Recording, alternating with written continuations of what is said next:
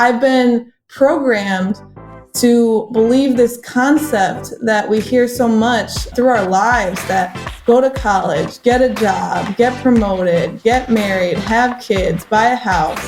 And I was starting to check off boxes, and every box I checked off, I was more and more miserable. This is Debbie, and welcome to another episode of The Offbeat Life, where I speak to inspiring individuals who ditched the norm to become location independent. We'll learn how to create sustainable laptop lifestyles from the experts that will help us achieve freedom from our 9-to-5.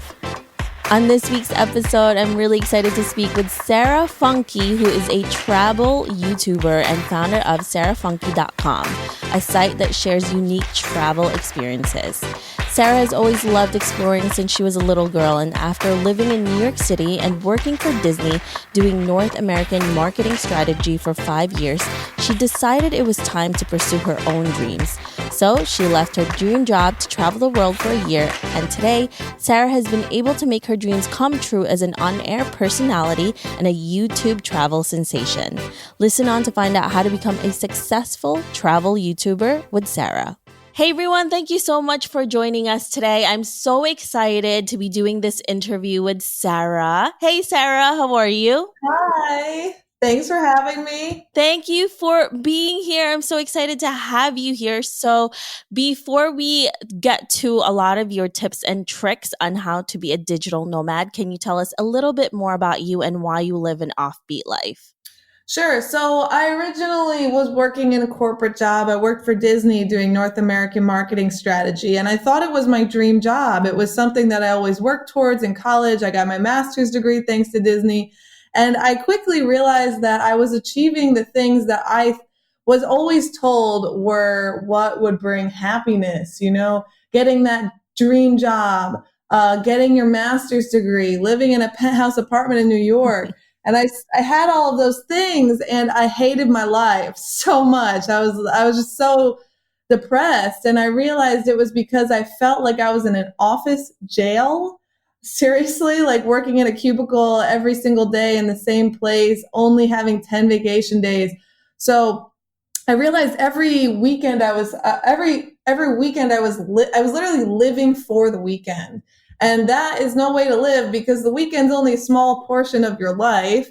So I started a website, which I still run net today. It's called SaraFunky.com. And my goal was to have something that people in my situation could use to experience new things, try fascinating, just do different things around New York, experience more without having to quit their office job, because at the time it just wasn't an option for me. I had to make money. I couldn't just quit and be like, screw this, I'm just going to start this blog and be successful, because that never happens overnight. So I started just the blog talking about, oh, this is a really cool experience. You have to go to this theater show. This restaurant's awesome. Did you know you could kayak on the Hudson River? Like, doing just interesting stuff. And I started to grow a little bit of a following from that. It was small, but eventually I got to like 20,000 Instagram followers. This was back like in 2015, by the way. And I was making a little bit of money, emphasis on the little bit. I think I was making like $1,000 a month. That's it. And that's not enough to survive anywhere really. And so I got to a point where I was like, you know what, it's now or never. I think I was 26 years old at the time, and I decided, let me quit my job now and see if I can make it on my own. And so it kind of built from there. So I know we're going to go into a lot more details later on, but that's kind of like my background and why I started this, because of a hate for just working in the office and wanting to be a digital nomad. And eventually when I did quit, I traveled the world for a whole year and lived in a different country each month. And so I learned a lot about being a digital nomad then and trying to start a business while traveling. That is pretty much a lot of what people's goals are, right? We get into a job that we think we should have. We go to school, we get a job, we realize we really hate it. And Yeah. then we always try to find some way to get out of it. And it's so crazy how that's how most people lives are, instead of just maybe taking some time to really figure out what you want and experiment. I mean, it's so weird that now we actually leave that grind to really figure out who we are as people and to really figure out what we want with our life. Before you did that, Sarah, I know it must have been really a hard decision for you because, like you said, you thought it was your dream job working for Disney and doing marketing. How did you get yourself to that point where you finally said, I'm leaving? What was that breaking point for you? Well, I was trying to get a promotion and or a raise because Disney pays horribly. In case you guys, a lot of people don't think that's true. Just look at any of the lawsuits in the paper today about Disney employees living out of their cars. I'm serious, it's alarming. And I was trying so hard to get a raise or a promotion, and my bosses would not give it to me. And I realized one day, I don't want to be my boss. So why am I trying to get a promotion? It's like I've been programmed to believe this concept that we hear so much through our lives that, go to college, get a job, get promoted, get married, have kids, buy a house. And I was starting to check off boxes, and every box I checked off, I was more and more miserable. So I decided that this checking off boxes lifestyle that I was trained to believe all of my life, it's not bringing me happiness. So, what is bringing me happiness? And I do this thing every night before I go to sleep. I write the best part of the day, the worst part of the day, a new experience, and something I learned. And I realized over and over and over again that when I have new experiences and when I travel, that was when I was most happy. So I decided, well, how can I get paid to do those things? How can I get paid to travel and do new experiences? So I started thinking about ways to build a business around that model. And I finally just bought a one-way ticket to Buenos Aires and told my bosses that I quit, and they could not believe their ears because no one quits Disney. That's what they believe. No one would ever quit a company like Disney that everyone wants to work in. I mean, an HR person one day when I was trying to get a raise told me, people would do this for free. So that's really horrible that they said that, obviously, but it's just an unknown concept to that corporate culture. Yeah, I bought that one-way ticket to Buenos Aires, quit my job, and started traveling and living in a different country each month, and Yeah. learned a lot about that in that process. It's definitely feeling unappreciated with all the work that you were doing. And why not just go off on your own and try this, right? I mean, it's not like you're making the money that you want. It's not like you're doing the Yeah, job that you want to do, the life that you want to be in. Now, Sarah, how much money did you actually save before you set off to travel for a year? And how were you able to budget it to make it last for you? sure. So I think I saved $15,000. Yeah, I'm pretty sure I saved 15,000. It was definitely between 10,000 and 15,000. There's a website called nomadlist.com, which is like a database almost of reviews of different cities around the world that nomads score on various points. And they're all different types of points. It's like cost of living, female friendly, gay friendly, fun level, safety level. Like they have all of these different classifications. And so I went through that site and I had three factors that were most important to me. I had to have a high fun score, a high safety score, and good Wi-Fi because I knew that if there wasn't good Wi-Fi, it was impossible for me to create a business that could survive online. And I also factored in the price point. So I looked at that site and I chose places that were that the rent would be no more than $1,000 a month. My husband also traveled with me. That's an important thing that I need to say because some people might be doing this by themselves. So we were able to split that rent, but there are ways to do this without traveling with a partner. So based off of those three factors, that's what I kind of chose each location from. And then after that, after I had places that were in a price range based on Nomad List that I could afford and had safety, good Wi-Fi, and a high fun level according to Nomad List, then I just selected, had a list of like 25, I think it was like 30 countries that fit that description. And then I just started doing logistics wise of what made the most sense traveling across the globe. And the reason I did that was because the flight cost is one of the most expensive costs. So if I could make sure each location was somewhat close, but I'm going in the right like in one direction, then I would be able to reduce the cost of my flights tremendously. And so that's what I did. We did 3 months in South America, 5 months in Europe, and then the remainder of the time in Asia and Southeast Asia. I really wanted to do Australia and New Zealand, but it was so expensive that I could not include that given the money I had saved and the fact that I had just started a business that was online and trying to find, clients.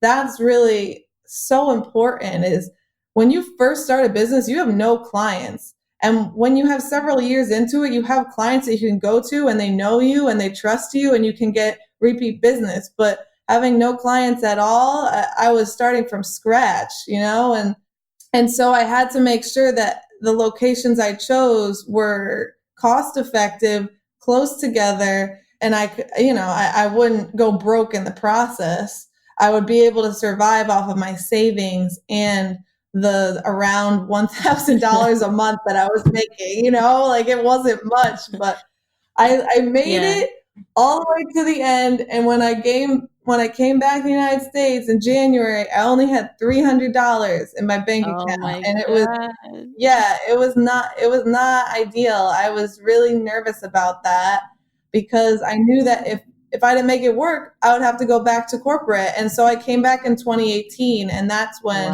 the Wow. big change happened for me. Sarah, when you came back and you had that $300 in your pocket, that's kind of like the what now moment, right? You left your Yeah. job.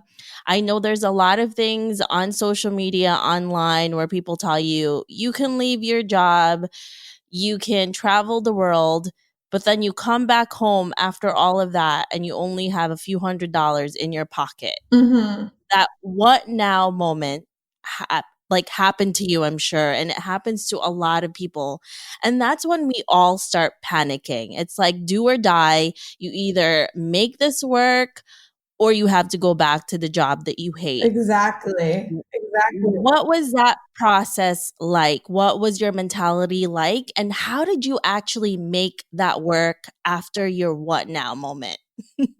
Well, it was really scary, but I was so motivated to not have to go back to a corporate job that I really would do anything to make this business work. I moved back in with my parents like a real cool 28-year-old. Nothing cooler than moving back with your parents at 28 after having a full career at Disney and getting your master's degree. But I was determined to not go back to the corporate world. And at the time, so my business in 2017, so I traveled the whole year of 2017. And that business model was, I mean, it's hard to even say the word business when I think back to it, but it was all I had. It was Instagram, which is a platform that is only monetizable if you have a large following and if you have good engagement. And Instagram made some big changes with their algorithm in that year. And I was going from growing 5,000 followers a month to maybe 100 a month Mm. and getting terrible engagement. And so what I had once relied on to be my main income in 2017 now was practically useless. And I had done a lot of research on different ways that you can make money as a blogger. And I knew that, ad revenue was one. I knew that affiliate revenue, sponsorship revenue, those are the main ways if you're not selling a product or a service. And so I focused on those to start.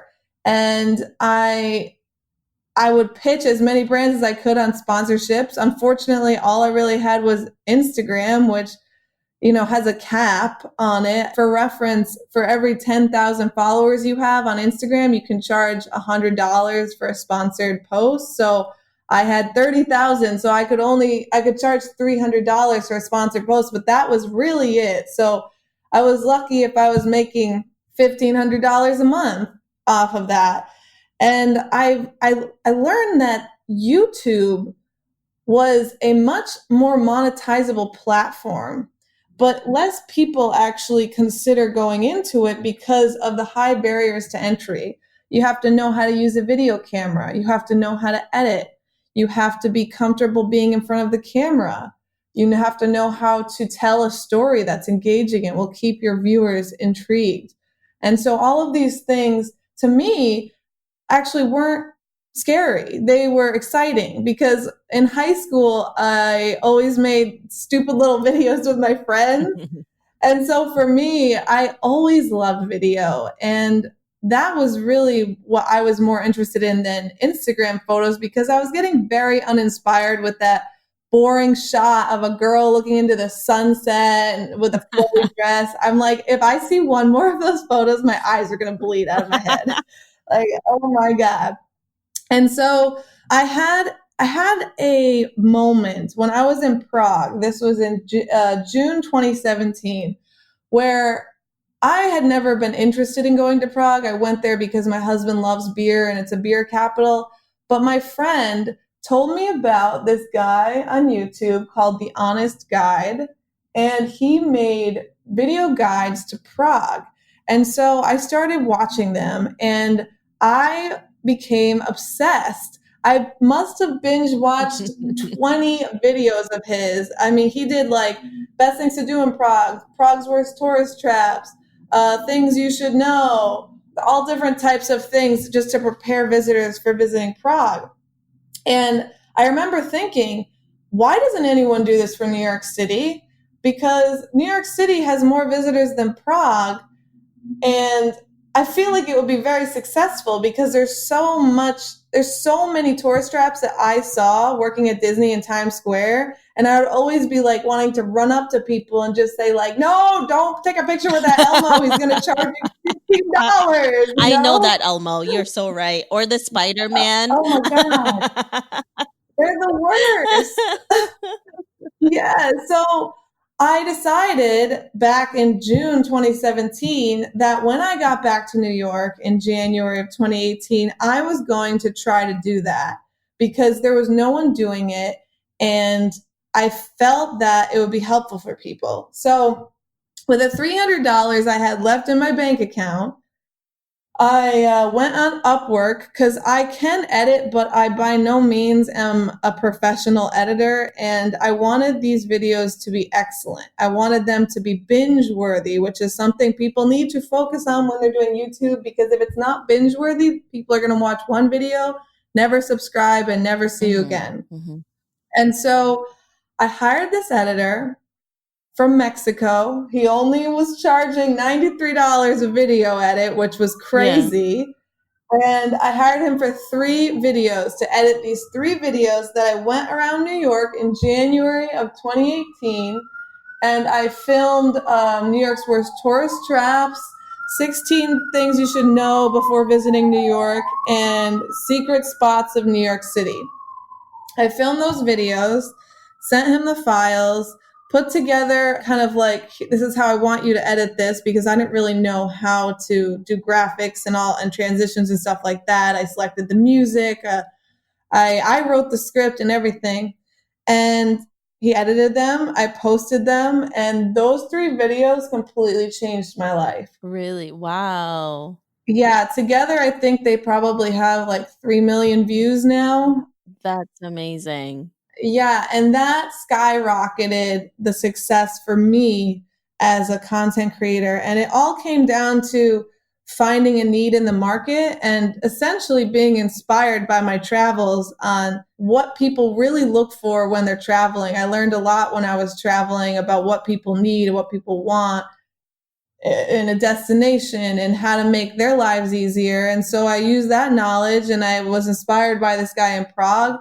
So I took it back to New York and I started making a series and I Yeah. committed to it. Consistency is so important when you're starting something as a content creator. You can't just put out one video and then 6 months later put out the next video. Yeah. It has to be consistent. So from the start, I said every Thursday, New York City and travel videos every single Thursday. And so I didn't miss a single Thursday until last month because, and that's a whole separate thing.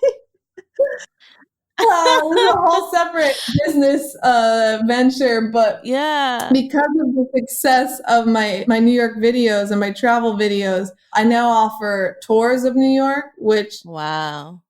which have been selling out. I mean, I'm able to charge premium prices because people only want me as a tour guide, which is amazing. Yeah. And I get to meet all of my viewers. It's so cool. It's so crazy, Sarah, that all of this changed your life from that moment, Yeah. and it gives you all of these different ideas, and it changed pretty much everything. And now this is your business, it's totally turned your life around.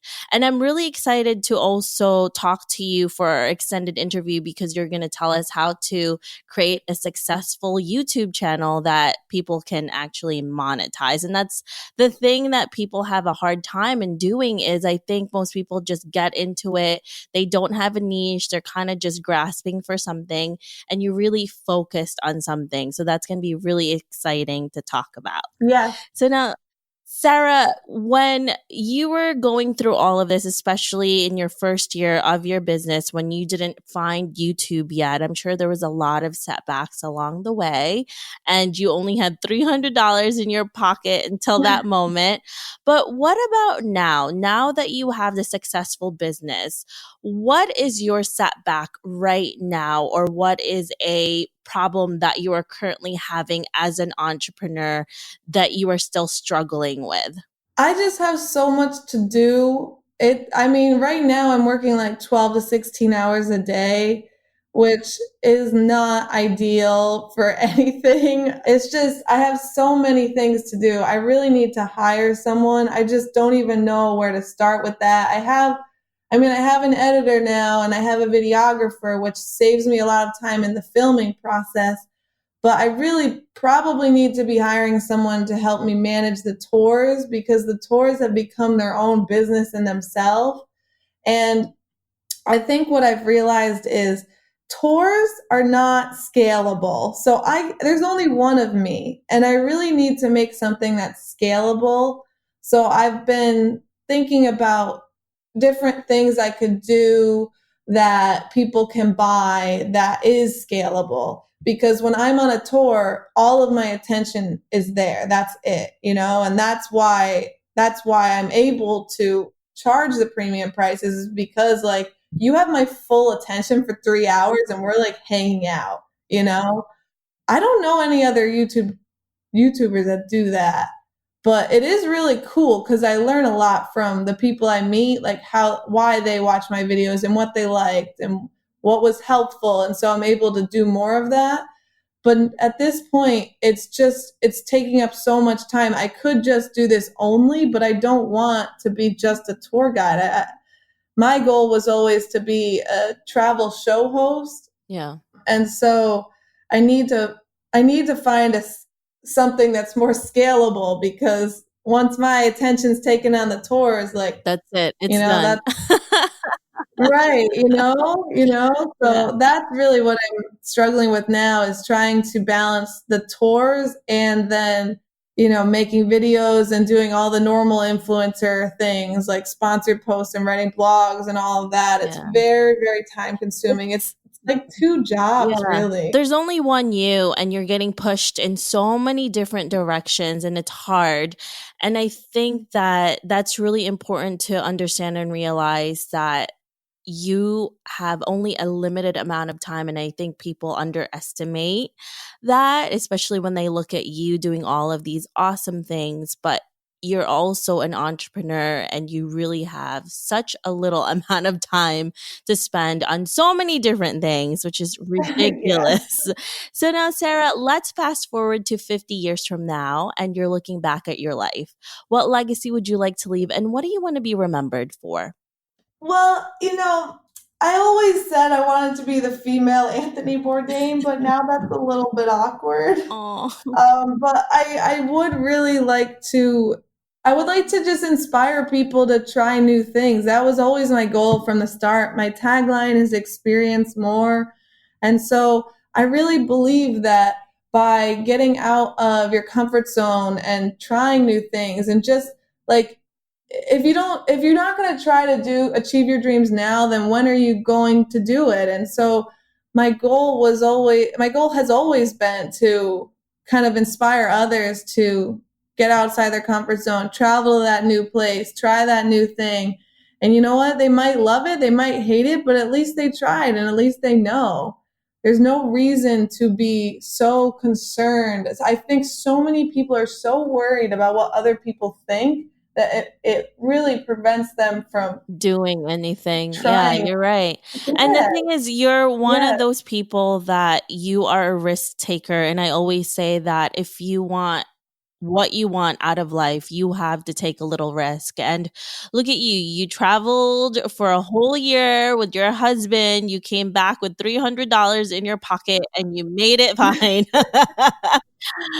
I You mean, you can do it, exactly. especially if you're living in the United States, like, you can do pretty much anything you want to do. It's Yeah, yeah, all that is it's all true. possible. And I realized that, and I think traveling opened my eyes to that because I saw so many poor places and the people are so happy. So I realized that worst case scenario and this fails, I'll be poor and you know what? They're like living their best life. They're having a great time. I think that American culture really focuses on materialism and that is not what brings Happiness, well, yeah. that's not what brings me happiness. I'm sure some people it does, but most places don't have the resources that we have. And I knew that when I got back from traveling and I was like, well, if this fails, oh well, like, all these people I met don't have anything and they're having a great time in life. Yeah. And also for me, it helped because my husband, he's Guatemalan Mm. and he grew up with nothing. His story is crazy. I mean, it's like way better than mine, to be We'll honest. interview him on the I mean, podcast as well, guys. seriously, it's not about business in any way. It's about like a survival. But his family essentially they came here from Guatemala originally. It was like I mean, they're legal now, guys, but originally it was the illegal way. And just hearing his story of like being a 6-year-old child, having to pretend to like have a fake family and being like put through tunnels Wow. and having a dirt floor and growing up with nothing, and he's like he really keeps me grounded in that way because I definitely grew up I wouldn't say like super privileged, like we were Yeah. upper middle class, but when I needed a new computer, my parents could buy it. Whereas Louis didn't even have Yeah. a bed. He had to write to that like Santa thing that your kids can Yeah. write to. Yeah. Well, I feel like a lot of us are very sheltered in the United States, especially if you grow up here. That's why it's always good to travel and really Yeah. understand how other people live. Yeah. So now, Sarah, what are you working on today that is really exciting for you? So I have my tours. I launched my tours in April, and that's been going so well. And I love doing it. I just need to find a way to better manage tour life and also blogger life. But it is really exciting. I do one group tour a week, which is my Friday Secret of New York tour, and that one's ticketed. So that one, I bring my viewers through secret spots and show them hidden gems and tell fascinating true stories of the lower Manhattan area. And I'll bring them through like secret passageways, and we see where the largest concentration of gold in human history is kept, and some really cool stories in that. And I do that one every single Friday. And then I also offer private tours, which I normally end up doing 2 to 3 times a week. And those are just for my viewers that want a more custom experience. So those are completely customized. I mean, I've done everything from nightlife tours to food tours to history, music, art, general areas like Greenwich Village and Brooklyn and things like that. That's really fun for me now, and I'm having a great time doing it. I don't know how long I'm going to do it because I was never being a tour guide was never a goal of mine. It just kind of happened because people kept requesting it through my YouTube channel, and I was thinking, people keep asking for these tours. Maybe I could actually make some money off of this, and so it has been a really good revenue source for me. And it's just crazy to me that like a year ago I had nothing, and now it's like everything's going so well. So that's really exciting. But I am, like I said, I am trying to find something more scalable. So whether that be guidebook to New York or an app about New York, I definitely know it has to be about New York because that's the majority of my audience focuses on New York. So that's kind of what's like currently going on in my life. That's so exciting, Sarah. Well, I'm sure you're going to be able to figure that out. I feel like as you go, you're still learning, and then your audience will also tell you what they want, right? Exactly. So now, if our listeners want to know more about you, where can they find you? They can find me on, sarafunky.com is my website, and that has links to all of my other things. So I think that's like the big one is just go to the website. But if you like videos, just skip that and go straight to the YouTube channel, which is Sarah Funk. That's my name. Oh. Funky, like Funky Town. It's an My last awesome name is name. actually Funk. Yeah. Thank you so much, Sarah, for joining us today. It was so much fun to talk to you again. Thank you. I'm very happy to be here. Thanks. I hope you enjoyed this interview with Sara. Make sure to visit theoffbeatlife.com. Again, that's theoffbeatlife.com to get the extended interview where she shares how to start a successful YouTube channel that you can monetize. Hey Offbeat family, I really appreciate you listening to this episode. I would love to hear more from you and what you think of the podcast. Suggestions on guests, topics we can discuss, or maybe you just want to be friends. Why don't we chat some more on Facebook at The OB Life, or send me a message at hello@theoffbeatlife.com. I can't wait to hear from you.